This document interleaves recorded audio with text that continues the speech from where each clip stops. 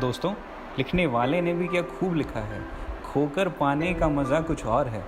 खोकर पाने का मज़ा कुछ और है, रोकर मुस्कुराने का मज़ा कुछ और है। हार तो ज़िंदगी का एक हिस्सा है दोस्तों, हार कर जीतने का मज़ा कुछ और है, जीतने का मज़ा कुछ और है।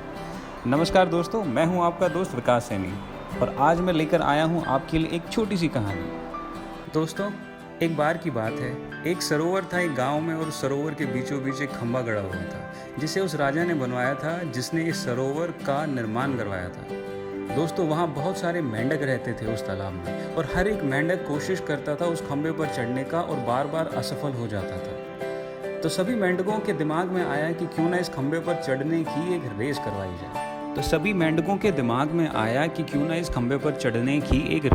जाए। और इसमें देखते हैं कौन जीतेगा, कौन सबसे पहले इस खंभे पर चढ़ेगा। ये सभी मेंढकों को पसंद आया एंड सबने डिसाइड कर लिया कि हाँ, हमें ये रेस करवानी चाहिए। तो ये बात दूर दूर के गांव तक फैला दी गई, दूर दूर के सरोवर तक ये बात फैल गई। और फिर वो दिन आया जब वो रेस, वो कंपटीशन होने वाला था। खंभे की ऊंचाई तक चढ़ना था और जो सबसे पहले ये कर लेगा उसे विजेता बना दिया जाएगा। मगर वो खंभा इतना चिकना था कि चिकने होने की वजह से बार बार जो मेंढक उस पर चढ़ने का प्रयास करता था वो फिसल कर नीचे गिर जाता था। तो जितने भी मेंढक दूर दूर से आए थे उन्होंने इस खेल में हिस्सा लिया और भाई रेस शुरू हो गई।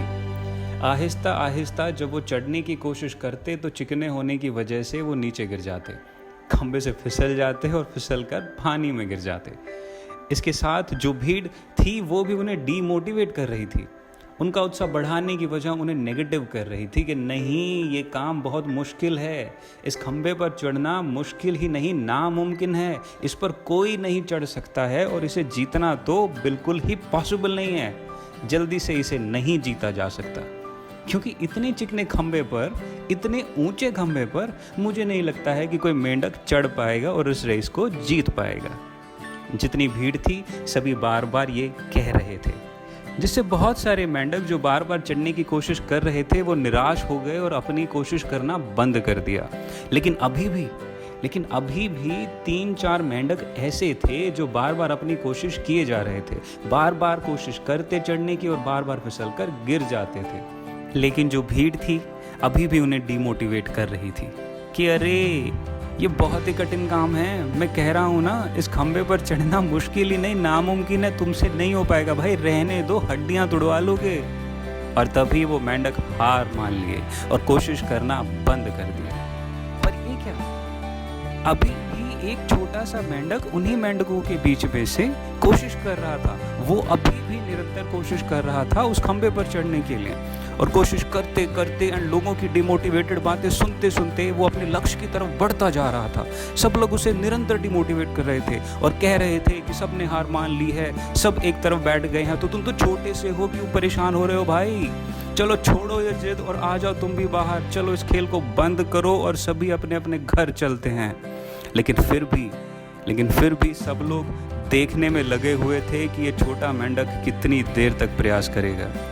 पर वो छोटा मेंढक और भी जोश और जुनून से अपने लक्ष्य की तरफ बढ़ने लगा और चढ़ते चढ़ते धीरे धीरे वो उस चिकने खंभे के टॉप पर फाइनली पहुंच गया और वहां जाकर बैठ गया। यह देख जितने भी वहां मेंढक खड़े थे वो हैरान हो गए और वो छोटा मेंढक अपनी जीत की खुशी लेकर नीचे उतरा और सभी उसे बधाई देने लगे और उसे सबने चारों तरफ से घेर लिया। सब एक साथ पूछने लगे कि मेंढक भाई, तुम में इतनी हिम्मत, इतनी शक्ति कहाँ से आई? तुमने इतने कठिन काम को कैसे पूरा कर लिया? इतने महान और एक्सपीरियंस लोग इस रेस में थे, वो ये नहीं कर पाए, पर तुमने इसे पूरा कर लिया और तुम इस रेस में जीत गए। प्लीज़ हमें अपनी सफलता का राज बताओ। तभी पीछे से एक मेंढक की आवाज़ आई कि अरे, तुम लोग उससे क्या पूछते हो, वो तो बहरा है।